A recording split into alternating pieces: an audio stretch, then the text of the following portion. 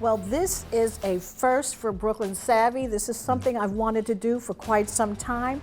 Hear from the voices of our brothers. So if we look through the lens of a quote-unquote traditional masculinity, I can understand how somebody will be threatened by a different form of masculinity that is portrayed by the media. We are currently in a crisis of masculinity because that ideal of masculinity is at stake. Manhood was something I had to become, and being a boy wasn't good enough even when I was a boy. As a boy, I wasn't enjoying being a boy. As a boy, I was chasing manhood. If we find out that the people who created these definitions of masculinity didn't have our interests at their best, at heart, and then we find out that these definitions aren't serving us, why would we be doing this? Right. I wanted to create a safe space to have uncomfortable yet transformative conversations that move people, amplifying the voices of those who are underrepresented and who inspire positive change. I'm Tony Williams, and this is Brooklyn Savvy. Sometimes I challenge people, because sometimes people will say, well, we just have to talk about positive masculinity. And I say, what's a trait of positive masculinity that I shouldn't teach my daughter? I want my daughter to be a protector. Just think about what people say when they try to define masculinity. I'm like, I want my daughter to be strong. I want my daughter to be, a provider for herself and for others, right? So in the end of the day, what I worry about is like, sometimes we're just talking about being fully thriving humans, and we try to use the language of masculine to mean that, and feminine means something else. But to also just to end on a more note of going forward, I mean, I too, encountered other forms of, other spiritual traditions, right? In studying the African cosmology and traditions like Ifa and some of the many different religions, even in looking at indigenous religion, suddenly, not to say those societies are free from patriarchy, of course, but in the cosmology, you see something so much more sophisticated than what's on offer here, right? You see, they're saying, yeah, as a man, as a person, as a human, you need to be able to manifest all kinds of energy. Why would you limit yourself to just one mode, right? You want to be able to manifest femininity at certain times, all those things. Like I just found it to be, I was like, oh wow, this was out here at one point, and we got reduced to this narrow thing we got now that is harming everyone. I was gonna say, and that's the way out. You know what I mean? It's we have a strange pathology in a society where we acknowledge all the systematic wrongs, but then we keep looking to the systematic definitions and teachings to try to liberate ourselves. Wow. And it's ridiculous, right? So we have to look beyond this. You know what I mean? And so similarly, and we're talking about like masculine and feminine, we have to look beyond these binary things. We have to look beyond it, thinking it belongs to one type of biology. You spoke of indigenous teachings, and many indigenous cultures in this land, they recognized a myriad of expressions from extreme masculine to extreme feminine, and you could have any type of body to fit in there, right? So it's like Geronimo, we know one of Geronimo's most fierce and celebrated warriors was a woman. She's in all the pictures with him. People think it's a man, but she was a woman who had a wife, you know what I'm saying? And she's one of his most powerful warriors, right? But it's not part of the American narrative. So they just make you think he's standing there with a bunch of male warriors because they don't want to tell you that part. Right. You know what I'm saying? And this is a very important part, and the circle all the way back to you talking about the balance and what I said about Yemaja, the ultimate mother, right? Now, if I look at that from a body perspective, you would say, okay, that's a physical woman. But I'm talking about a feminine energy that is about nurturing, is about mothering. I'm a Yemaja priest as a man, right? So I'm bringing that full circle to say that even as a masculine body, I'm taking on a feminine principle to mother myself that I didn't get as a child, right? As a priest, right? So I'm just offering that to kind of balance it out for you as well. So where does Christianity, since so many Black people are Christians? It's not necessarily Christianity. It is the version you've been given and the teachings and the beliefs that came with it, and who gave it to you, and what was their relationship to you. The Christianity we know here was a tool of oppression. You understand what I'm saying? But if you go to Ethiopia, it's something completely different. I was raised by revolutionaries. I always viewed it and was taught that this is a tool of oppression. I'm in an Ethiopian cathedral. I'm sitting in there. I'm hearing, this is like the root of Christianity. I just burst out crying.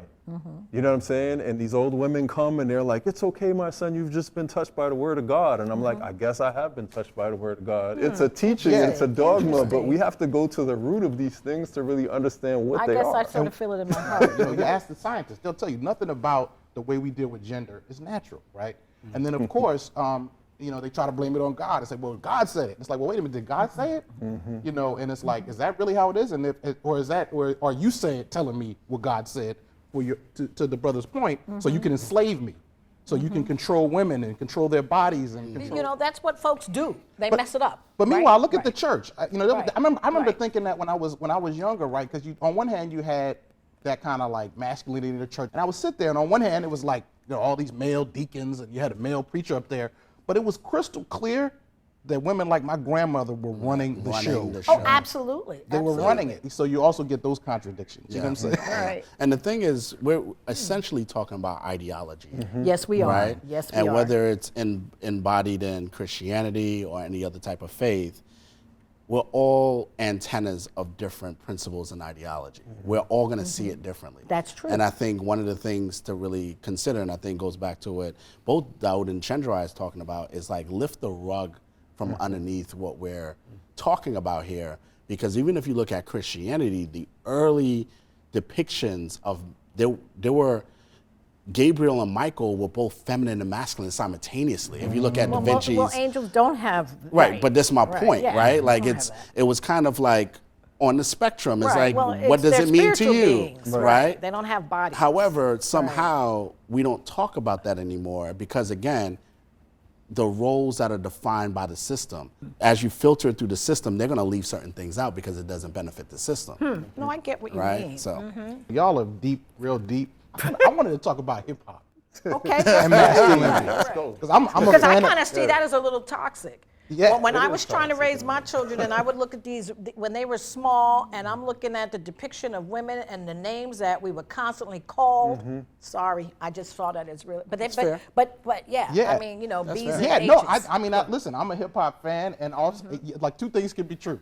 I'm a hip hop fan, That's and true. also, And yes. and let's you can just say, respect your I mean, daughter. I don't Love your think, daughter. I don't think any, I mean, look, we could talk about the positive things, like, you could talk about the fact that, like, as somebody who was like, I remember being in like 5th grade, hip hop made me fall in love with words, right? And it turned everybody around me into a poet. Now, our poetry was talking about some wild stuff, but so there's that side. But I don't think anybody, and this is what I mean about being honest. So sometimes, again, as somebody who's a scholar, we use all these terms and everybody got our language. But when I just talk about, I'm like, bruh, I talk to some other brothers, I'm like, yo, you gonna argue what we was raised with was healthy? Right. Y'all know it's not healthy for you. Nobody thinks. Listen to not any hip hop song, because we now have a diversity. We Yeah, have it depends on what. Yeah, it depends on what, but at the same time, bruh, look, the dominant culture of hip hop It depends is on, toxic. it really depends Very on what, because having, again, with my specific background and what I Yes. was taught Right. to focus on in life, what I gravitated to, I'll say, like, for instance, like Poor Righteous Teachers. Of course, And they never called women outside of their names, you know what I'm saying? And that was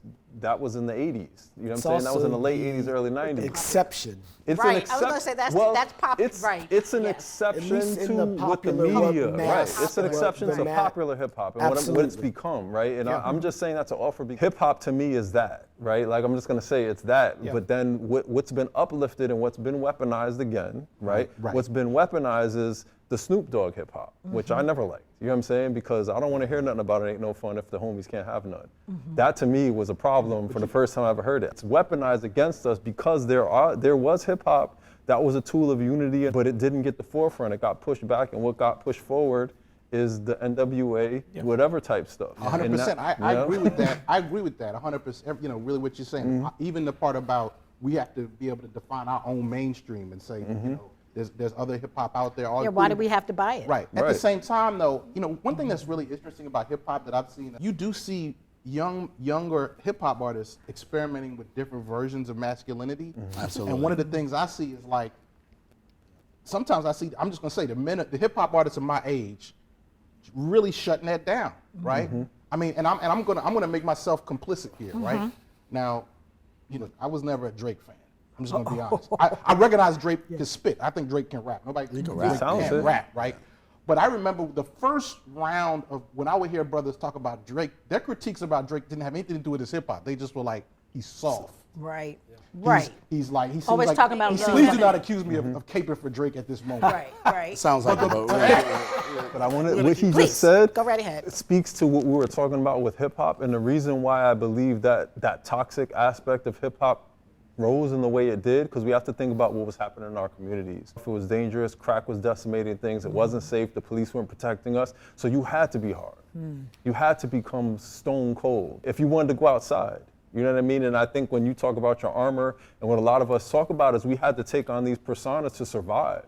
And these personas are what kept us alive. So when we see someone depicting softness, it's a threat to your safety psychologically. You see someone doing that, you're like, nah, we ain't about that, because you knew that you wouldn't have made it if you were moving around that way. It wasn't safe for us to be soft, you know what I'm saying? So a lot of people from our generation, they push back so much because that's PTSD. That's all that is. You didn't want to be the F word when we grew up. You know what I'm saying? Because that means a whole lot of bullying, and you're also being told most likely you're going to be a statistic who goes to jail. What happens to soft people in jail? And that's something a lot of people don't want to talk about. But it's a real thing that I know I was afraid of when I was young. You know what I'm saying? Because I knew I was likely going to go to jail. So it's in the psyche of a certain generation of men. That's in our psyche of fear of sexual harm, that we're going to go to jail and be assaulted. And then everyone jokes about it. There's no compassion for it.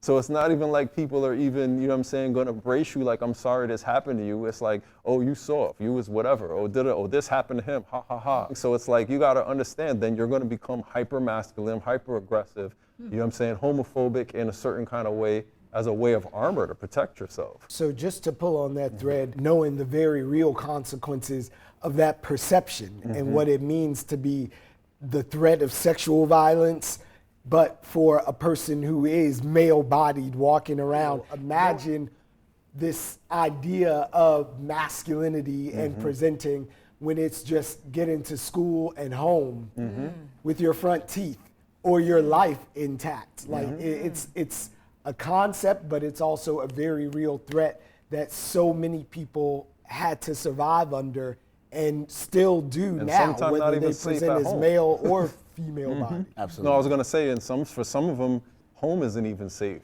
They're hiding there as well. You know? Yeah. Chiefly there, Yeah. even, you know? I want to be careful. I don't want to pathologize black culture.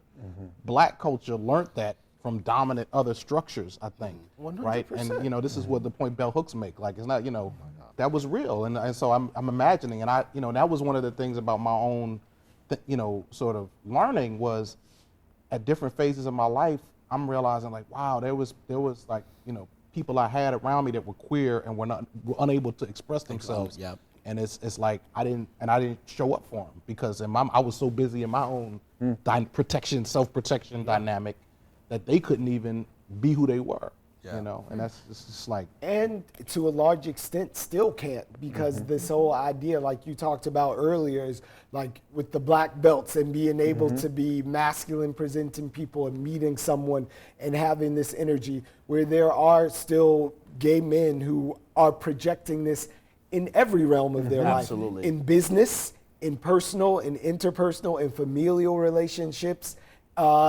in their church communities, knowing that they are who they are, but knowing that that expression is not something that is favored, accepted, tolerated in any way. So that armor that they have to put on. Earlier we talked about the 11 traits of masculinity kind of thing.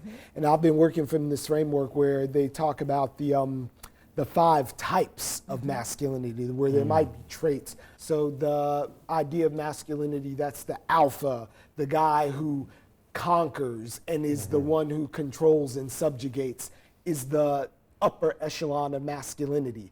And on the bottom is what they call protest masculinity, which has often been ascribed to black men and other subjugated folks who fall under the white radical idea of masculinity, the hegemonic form, where it's all the same evils, but it has the added elements of the fact that you don't have the societal wherewithal to enact this on anyone outside of your family or immediate era. So you're the terror in your house. You're the strong man within your four walls. So you're giving voice to why the upgrade chip of masculinity is necessary. Absolutely. You got that right. Right, Yeah. it just is so necessary. And we know people who are hyper masculine presenting, who are queer and been hiding it. Yeah. And, you know, for all intents and purposes, now that they're older, the damage is done to their soul to hide it for so long, right? I think when it all comes down to it, is this is a sandbox. I think, quite frankly, that even the conversation, the fact that this conversation is a bit of an anomaly for many people, the sandbox is so unformed, right? Even from an academic, we applied for academic institutions about bringing curriculums around masculinity, and it was highly rejected because, again, it goes back to the way masculinity is perceived by society right now is, quite frankly, a dirty word. I actually challenge some of my peers who are academics. I'm like, okay, so you have feminine studies and queer studies. Oh, We don't absolutely. have masculine Right, studies.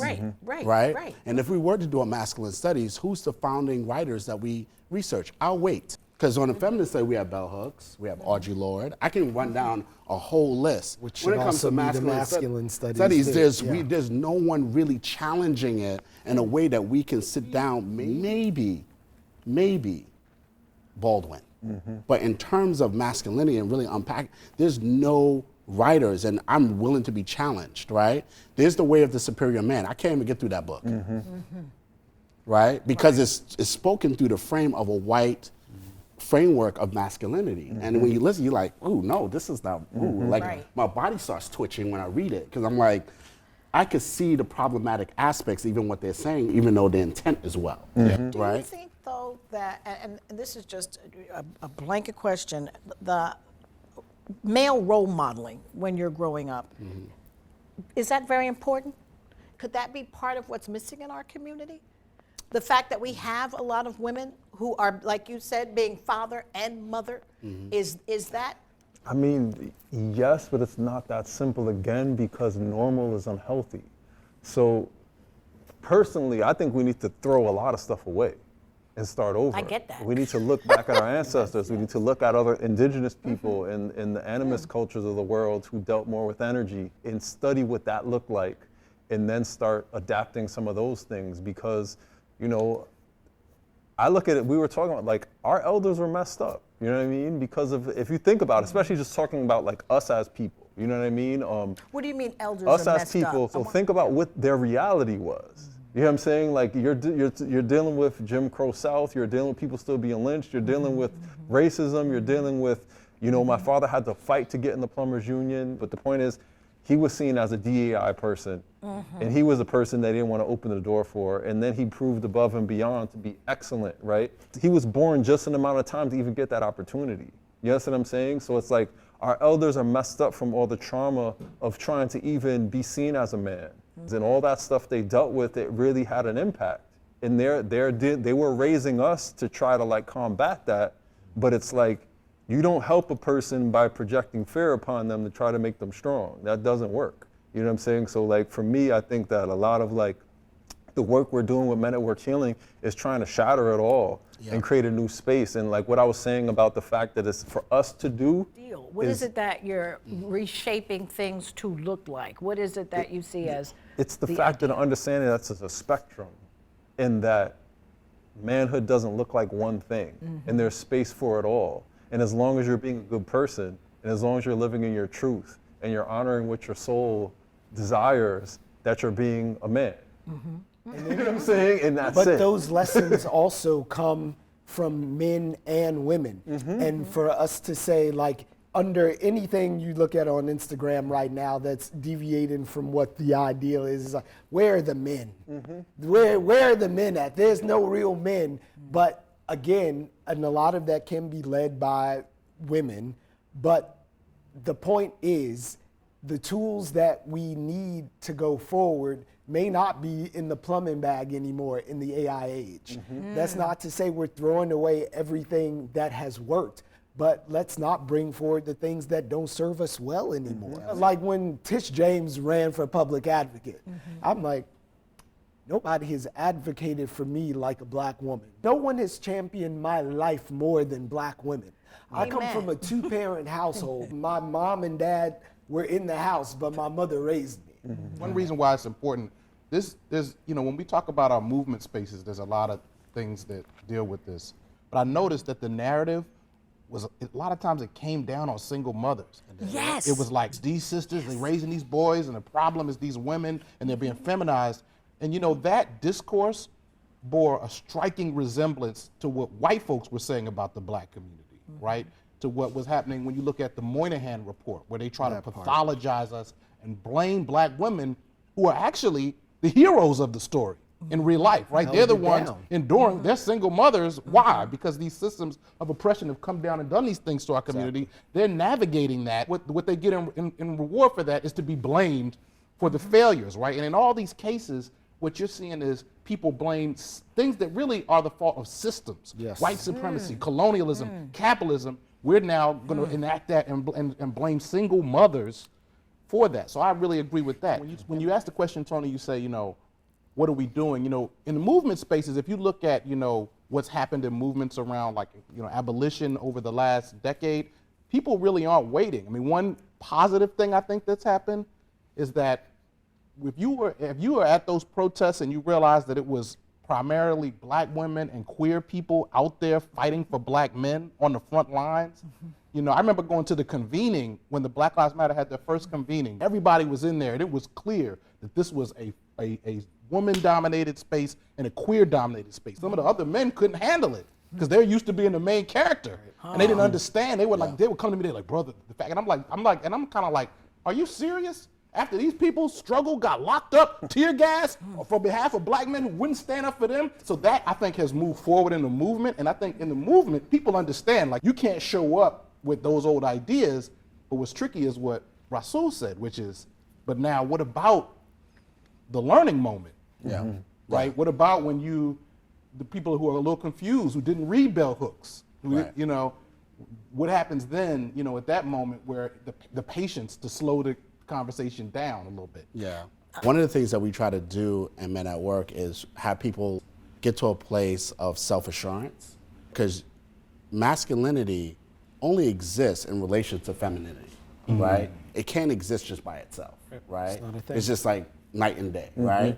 So once you identify your position in that, how are you relating, right? Are you showing up healthily in your relationships with women? Right? And I think that just needs to be said out loud. Yeah. Because it can't exist in a and vacuum. are you listening? Are you Yeah. listening to women? Because that's Right. the thing. But it right? can't exist in a vacuum, right? Right. Like, because you're raising like these incel boys who don't have any relationship to women, and they're taking it out on their moms. They don't know how to engage with women at all. They're abusive to women. They're shooting things up, right? So now we're at a place where, we're looking at the pendulum, right? The pendulum has swung so progressive. I always said being hyper liberal is just as bad, it's just as dangerous I agree. as being hyper conservative. Absolutely, absolutely. Because it's a pendulum that uses language that's using intellectualism that keeps a certain grade of people out of the conversation, right? Interesting, On the other side, it's really using scare tactics and a whole bunch of stuff to keep people out of the conversation as well. But what happens is we hit so far left that it left a void in conversation. Men are not introduced holistically into the conversation with women about the direction, or the queer community or the trans community about the conversation. So what happens if there's a void, and I'm speaking very generally here, because people are gonna start picking out, what about this person? Right. But and if you have this void, what you leave room for is the loudest person in the room. True. Right? So then you bring this orange character to the surface, who's loud, braggadocious, all the things that inherently those hip hop community really wants to be, because we're rapping about it. Is speaking out loud, and we're like, him, right? But I want to make sure statistically that we got this right. They said that 20% of the Yes. male popular vote voted for Trump. the male popular vote, the black male Right, popular vote, right. the black male popular vote only represents 4% of the Oh, entire no, you didn't make it. votes. Right. Right? So 1% of 4% is what? This wasn't the top off. That Right. Like it's not. We're It- not. it didn't don't, make- it didn't let's, make the- let's it stop didn't make- that conversation. Right, but And we it's still us have to where we grapple are. with why these things are Right. becoming Now we attractive. and we do. That's my point. Exactly. Right. And Grappling we- with the why. I think you spoke to the why.